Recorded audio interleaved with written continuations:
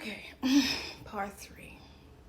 Yes, I am walking into the ER emergency room with a shoebox of a frozen fetus. Well, I don't know why people say that, it's not a person, because my little girl had 10 fingers, 10 toes, eyes, nose. She was fully formed. Tiny, but fully formed. And yes, she was in the shoebox, and I went to the emergency room. And the doctor, of course, they sent me up to labor and delivery, and I was like, am I the only person who ever came in here with a baby in a shoebox? And they were like, no.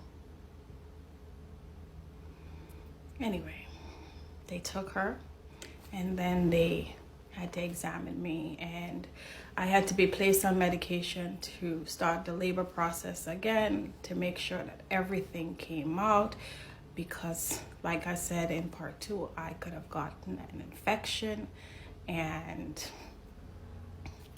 which could have been deadly. I tell you, when sometimes you see people and you have no idea what they've been through, what they've experienced.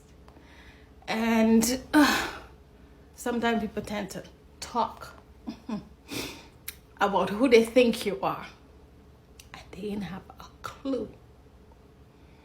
Not a clue. Anyway, I was asked, what do I want to do with her? And to be honest, we lived in an apartment because this was in New York. I didn't have a backyard to take her, to bury her. And she was so tiny that I couldn't have her cremated at any of those places. And so I left her there. I left her and I went home. And I said to them, they can, I guess, cremate her with the other children or whatever. Anyway, that was my experience. And I would wish that on nobody. Nobody.